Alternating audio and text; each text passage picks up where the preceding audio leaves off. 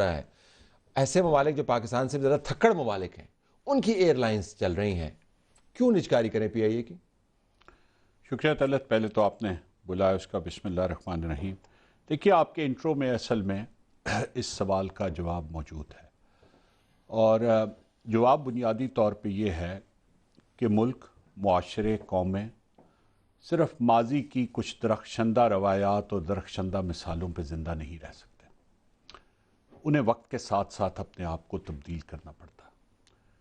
اور سبق یہ ہے، کم از کم میری جو 60 سال سے کچھ اوپر کی جو زندگی ہے، اس میں میں نے اداروں کو، قوموں کو، بر اعظموں کو تبدیل ہوتے دیکھا، صفحہ ہستی سے مٹتے بھی دیکھا ہے۔ میرے سامنے ملک بگڑے بھی ہیں، بنے بھی ہیں، نئے ملک بھی وجود میں آیا، اور اچھے بھلے ملک ہمارے اپنے ملک سمیت ٹکڑے بھی ہوئے ہیں۔ تو میرے لیے یہ سوال میں آپ کا جواب موجود ہے، جب آپ اپنے آپ کو وقت کے ساتھ ہم آہنگ نہیں کر سکتے، تو ایک وقت تھا جب پبلک سیکٹر جو ہے، جو سرمایہ دارانہ نظام ہے، اس نے اتنی جڑ نہیں پکڑی تھی، جو 60s اور 70s کا دور تھا، جب دنیا میں بنیادی طور پہ دو معاشی فلسفیز جو ہیں وہ آمنے سامنے کھڑی تھی، ایک سوشلسٹ نظام تھا، کمیونسٹ نظام تھا، اور ایک کیپٹلسٹ نظام تھا۔ پھر رفتہ رفتہ 1990 اور پھر 2000 کی دہائی تک یہ ڈیبیٹ سیٹل ہو گئی، اور پوری دنیا سرمایہ دارانہ نظام کے اوپر آ گئی ہے۔ میرے یا آپ کے اس کو اچھا یا برا سمجھنے سے یہ نظام اپنی جگہ سے نہیں جانے لگا، یہ اس وقت جائے گا، تاریخ اور ارتقاء کی تاریخ ہمیں یہ بتاتی ہے، یہ اس وقت جائے گا جب یہ اپنی طبعی حیات پوری کر چکے گا۔ لیکن اس کے اندر بھی لیکن اس کے اندر بھی اگر ہم پی آئی اے کے حوالے سے بات کریں، اس کے اندر بھی آپ کو گورنمنٹ اونڈ اینٹیز کام کرتی ہوئی نظر آتی ہیں۔ جی، دنیا کے فلیگ کیریئرز جو ہیں، نیشنل فلیگ کیریئرز کام کرتے ہوئے نظر آتے ہیں۔ تو میں صرف یہ جاننا چاہ رہا ہوں کہ یہ اگر پی آئی اے فوکسڈ ہم پہلے رہتے ہیں تو کیا ہم ملک چلانا چاہتے ہیں، پی آئی اے نہیں چلا سکتے؟ عام سا سوال لوگ پوچھتے ہیں۔ جی بالکل ٹھیک ہے، سوال شاید بہت جائز بھی ہے کہ جی پی آئی اے کیوں نہیں چلا سکتے۔ پی آئی اے اس لیے نہیں چلا سکتے کہ پچھلے 50 سال کے دوران ہم نے رفتہ رفتہ اس کی جو کور تھی اس کو کھود کے ہم اس کو ایک بہت بڑے گڑھے میں تبدیل کر چکے ہیں۔ ہم اس لیے پی آئی اے نہیں چلا سکتے کہ ہم نے اس پہ قرضوں کا ایک ایسا انبار لا کے کھڑا کر دیا ہے کہ یہ انسسٹینیبل بن 260 بلین بینکوں سے ہیں، کتنے؟ 421 بلین صرف بینکوں سے ہیں۔ 421 بلین 421 بلین بینکوں سے ہیں، اور اس کے علاوہ 150 بلین روپیہ وہ بھی ہے جو حکومت نے مختلف اوقات میں پی آئی اے کو دیا ہے۔ اس کے علاوہ 711 بلین وہ بھی ہے جس کو ہم ایکیومولیٹڈ لاسز کے اس میں شمار کر لیتے ہیں۔ اس کے علاوہ بھی میں بہت سی چیزیں نہیں کہتا ہوں، کیونکہ بعض چیزوں کا because it is a listed company میرے لیے اوبلیگیٹری ہے کہ میں کچھ انفارمیشن میں یہ کہتا ہوں کہ میری یہ بات کو بڑے یقین اور اطمینان سے سنیے کہ پی آئی اے مالی اعتبار سے اس حکومت کے جو ہمارے اکنامک وسائلز ہیں اس وقت، جو ہماری اوور آل اکنامک کنڈیشن ہے، ہم آئی ایم ایف پروگرام میں، وہ صرف اس کا ایک آسپیکٹ ہے۔ ہم آئی ایم ایف پروگرام میں ہوں یا نہ ہوں، ہم بہرحال اگر پیسے ہوں گے تو کہیں خرچ کر سکتے ہیں۔ ایک تو یہ نا کہ آئی ایم ایف پروگرام ہوں گے تو پھر ان شرائط کے مطابق خرچ کریں گے جو آئی ایم ایف نے لگائی ہیں، لیکن اس سے پہلے بنیادی شرط یہ ہے کہ وہ وافر سرمایہ ہونا ضروری ہے جو ہم کسی نقصان پہنچنے والے ادارے میں کنٹینیوسلی انویسٹ کرتے رہیں۔ تو ہمارے پاس وہ وسائل نہیں۔ بنیادی بات یہ ہے کہ ہم ایک بہت بڑا فسکل ڈیفیسٹ لے کے چل رہے ہیں۔ ہمارا جو ایگزسٹنگ فسکل ڈیفیسٹ ہے وہ اس کم از کم ریجن کی جو ممالک ہیں ان میں سے سوائے سری لنکا کو چھوڑ کے سب سے بڑا ڈیفیسٹ ہے۔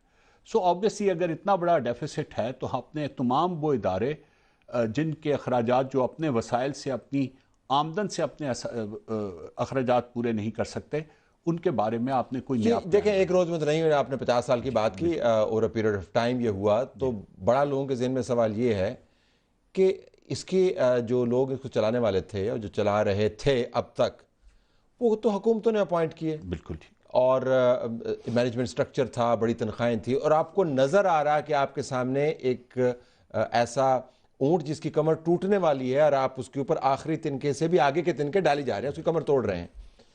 تو جن لوگوں نے اس کا بیڑا غرق کیا وہ کون لوگ ہیں؟ Can you specify? مطلب you can't just say کہ we couldn't run it. Who did it? میرے خیال میں تمام حکومتیں اس کی برابر کی حصے دار ہیں۔ مجھے کوئی ایک حکومت بھی نہیں نظر آتی جس کو میں اس سے بری ذمہ قرار دے سکوں. ہر حکومت نے اس میں اپنا حصہ ڈالا ہے. اس کی اپورشنمنٹ کرنا کہ کس کا 1% کم ہے اور کس کا 1% زیادہ ہے، تقریباً اتنی زیادہ سے زیادہ نکلے گی. باقی سب لوگوں نے اس میں اپنا حصہ ڈالا ہے.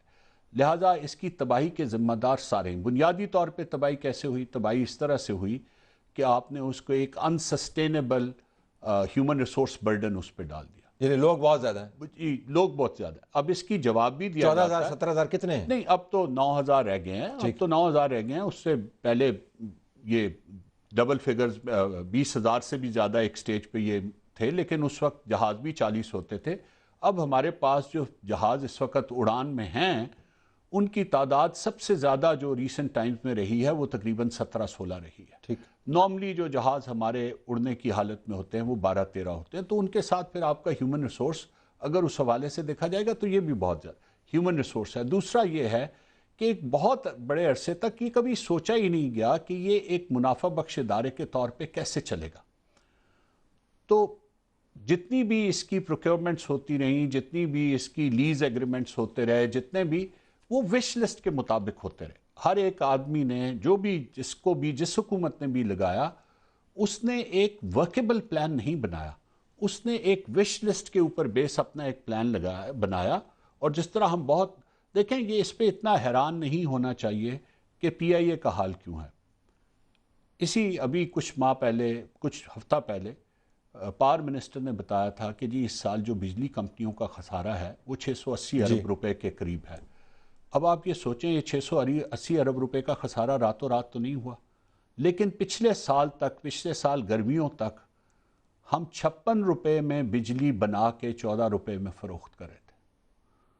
تو اب آپ بتائیے ذمہ دار ڈھونڈنے آپ نے کہا کہ اس کو حیران نہیں ہونا چاہیے. میرے تو رانگ ڈے کھڑے ہو جاتے ہیں اس وجہ. میں آپ کو بتاؤں ریزن اس کو بتاؤں کہ آپ نے جو بتایا جی کہ کسی نے سوچا نہیں کہ فائنینشیل وائبلٹی کیا ہے، وش لسٹ کے طور پہ بناتے رہے. ہماری جو بیوروکریسی ہے وہ دنیا کی بلوٹڈ ترین بیوروکریسیز میں سے ایک ہے. آپ کو کہیں بھی جانے کی ضرورت نہیں ہے. آپ خود you're a dean bureaucrat as it were.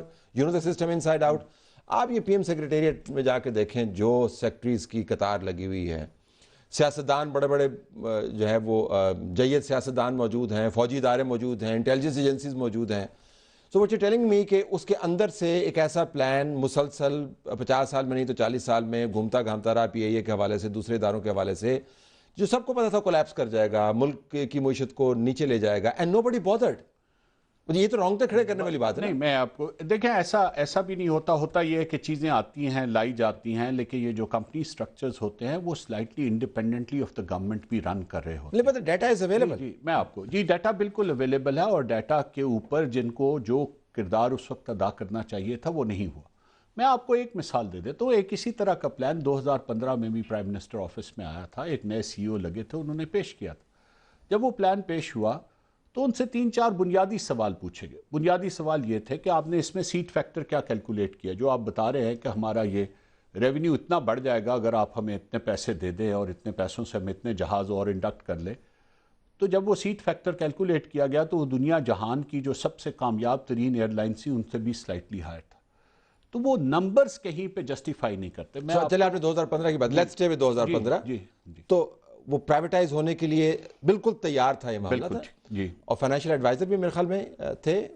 Legal adviser ہو گئے تھے جن کا کام یہ تھا کہ وہ اس کی وہ لیگل مطلب یہ بالکل تیار تھا. یہ بھی تیار تھا، اسٹیل مل بھی تیار تھا، فیسکو بھی تیار تھا شاید. فیسکو کا میں نہیں کہتا، لیکن کم از کم اسٹیل مل اور اس کی حد تک تو دونوں چیزیں جو ہیں وہ. تو میاں محمد نواز شریف جو پرائیویٹائزیشن کے بہت بڑے مداح ہیں، تمام تر سیاسی وزڈم رکھنے کے باوجود، فائنینشیل وزڈری رکھنے کے باوجود didn't do it. جی نہیں ہوا. میں بالکل یہ مانتا ہوں کہ اس وقت باوجود اس کے، اور میں بالکل بغیر کسی اس میں ملاوٹ کے کہہ رہا ہوں کہ جس دن وہ پہلے دن حکومت میں آئے تو وہ فلی کنونس تھے کہ ہم نے پی آئی اے کو پرائیویٹائز کرنا ہے. لیکن 2015 میں جب یہ کام شروع ہوا تو اس کو امیڈیٹلی پولیٹیسائز کر دیا گیا. آپ کو پتہ ہے کہ جو اس وقت کی اپوزیشن جماعتیں تھیں انہوں نے باقاعدہ طور پہ جا کے جو اسٹیٹ یونینز جو اس کی یونینز کی جو پروٹیسٹ تھی، اسد عمر گئے، عمران خان گئے، وہاں پہ اس کو سپورٹ کیا. میں ناموں کے بغیر بات کروں، وہاں پہ سپورٹ کیا، وہاں پہ سپورٹ کیا، وہاں پہ اس کے نتیجے میں انریسٹ ہوا، اور وہاں پہ انفارچونیٹلی 2 لوگ شہید 2 لوگوں کی ڈیتھ بھی ہو گئی. اب اس کے بعد آپ خود سمجھتے ہیں کہ ہمارے یہاں پہ سیاسی حکومت کی کتنی ایک مضبوط ہوتی ہے باغ دوڑ کے جب 2 ڈیڈ باڈیز پڑی ہوں تو وہ کہیں کہ نہیں اس کے اوپر بھی ہم اس کو پرائیویٹائز کریں. یعنی آپ کی اکانومی سنک کر سکتی ہے اور سیاسی حکومتیں جو ہیں وہ اس کیلکولیشن میں پڑی رہے ہیں کہ سڑک گرم ہے تو ابھی ہمیں یہ فیصلہ نہیں کرنا چاہیے، باوجود اس کے کہ اگر اس وقت فیصلہ کرتے تو بہت سارا جو فائنینشیل ہیمریج جس سے آپ ڈیل کر رہے ہیں 8 سال میں نہ ہوا ہوتا. دیکھیں اس بات میں تو کوئی دوسرا اوپینین ہے ہی نہیں کہ یہ فیصلہ 2015 میں، اس سے پہلے 2012 میں سٹیل مل کا فیصلہ ہو جانا چاہیے تھا، اس سے پہلے 2007 میں سٹیل مل کا فیصلہ ہو جانا چاہیے. تو یہ تو موقع بار بار آئیں. اب آپ حیران ہوں گے کہ سٹیل مل ابھی بھی پرائیویٹائز نہیں ہو رہی، پروسیس چل رہا تھا. اور میں نے اگر یا ہم وہ بعد میں بات کر لیتے ہیں، میں بات کر لیتے ہیں کیونکہ میرے پاس اس کے بعد سوال ہے. تو سٹیل مل کون خریدے گا ویسے؟ آپ جی سٹیل مل کو میں نے ابھی آ کے جب دیکھا اور 2 ہفتے میں اس نتیجے پہ پہنچا کہ یہ جتنا پروسیس کیری کیا جا رہا ہے پچھلے 4 سال سے اٹ از باؤنڈ ٹو فیل. اور میں بنیادی کچھ باتیں آپ بتا دیتا ہوں، آپ خود فیصلہ کر لیں. یہ 2019 میں پروسیس شروع ہوا، فائنینشیل ایڈوائزر لگایا گیا، اس کی ایک کاسٹ ہوتی ہے، پرائیویٹائزیشن کمیشن پے کرتا ہے. اس کے بعد اس کا ایک پری کوالیفیکیشن کا پروسیس کیا گیا، اس کی انٹرنیشنل ایڈورٹائزمنٹس ہوئیں، اس کے جواب میں انٹرسٹ آئے، ان انٹرسٹ میں سے شارٹ لسٹ ہوئیں، 4 کمپنیاں پری کوالیفائی ہو گئیں. 4 کمپنیوں کے ساتھ بات چیت کا آغاز ہو گیا. کووڈ آ گیا، تھوڑی سی اکنامک کنڈیشنز میں تبدیلی ہوئی. 2019 سے لے کے 2021 میں 4 کمپنیاں پری کوالیفائی ہو گئی. 21 سے لے کے 23 تک 2 سال کے اندر ان سے جتنی بھی بات ہوتی رہی، اس کا نتیجہ یہ نکلا کہ جب آج سے 5-6 ہفتے پہلے میں نے چارج لیا تو پتہ چلا کہ ان میں سے 3 کمپنیاں تو جا چکی ہیں واپس. انہوں نے کہا جی ہم اس میں انٹرسٹڈ نہیں. صرف ایک کمپنی، ایک سنگل بڈر باقی رہ گیا ہوا، اور وہ سنگل بڈر ان 4 کمپنیوں میں سے جو پہلے دن پری کوالیفیکیشن کے طور پہ آئی تھی سب سے کمزور بڈر تھا. دوبارہ میرے رونگٹے کھڑے ہو رہے ہیں آپ بات میں بالکل آپ کو بتا رہا ہوں. اور ہم we were continuing with this process with a single bidder now for more than 1.5 years. اب میں آپ کو بتا، اب میرے رونگٹے کیوں کھڑے اس میں سے کھڑے ہو رہے ہیں کہ اس طرح تو کوئی دکان بھی نہیں چلاتا، بلکہ دکان اس سے بہت اچھے انداز سے چلائی جاتی ہے. یو آر ٹیلنگ می کہ ریاست پاکستان میں ایک پروسیس جو ہے اتنے عرصے سے جاری ہے، اور اس کے بعد جب آپ نے دیکھا تو اس پروسیس کے اندر سے جس امید پر وہ پروسیس چل رہا تھا بیسیکلی وہ انوائبل تھا، اور تین کمپنیاں بھاگی، ایک رہ گئی. میں بالکل اس طرح، میں ذرا تھوڑے سے نمبرز مجھے بتا لینے دیں تو پھر آپ کو ذرا زیادہ بہتر اندازہ ہو جائے گا کہ میں کیوں اتنے یقین سے یہ کہہ رہا ہوں کہ وہ وائبل نہیں تھا. یہ مل جو ہے یہ 1949 کی رشین ٹیکنالوجی پہ بنی تھی اور 1973 میں لگی تھی. 50 سال پرانی مل ہے یہ، لیکن ٹیکنالوجی کوئی تقریباً 70 برس پرانی. ٹھیک، اس مل کی ٹوٹل کیپیسٹی 1.1 ملین ٹنز. اس کیپیسٹی کو ریفربش کرنے کے لیے اگر آپ صرف 1.1 ملین ٹن تک ریفربش کریں تو $585 ملین چاہیے. یہ فائنینشیل فیزیبلٹی آن ریکارڈ تھی. اور اس کو جو میکسیمم کیپیسٹی کو انکریز کیا جا سکتا ہے یہ 3 ملین ٹن تک کیا جا سکتا ہے، اور 3 ملین ٹن تک اس کو لے جانے کے لیے $1.4 بلین چاہیے تھے. یہ 1 ملین ٹن کی مل جو ہے یہ 1229 ایکڑ پہ لگی ہوئی ہے، کیونکہ اس وقت ٹیکنالوجی ایسی تھی کہ ریلز لمبی ہوتی تھیں اس کو. آج 10 ملین ٹن کی مل صرف 200 ایکڑ زمین پہ لگائی جا سکتی ہے.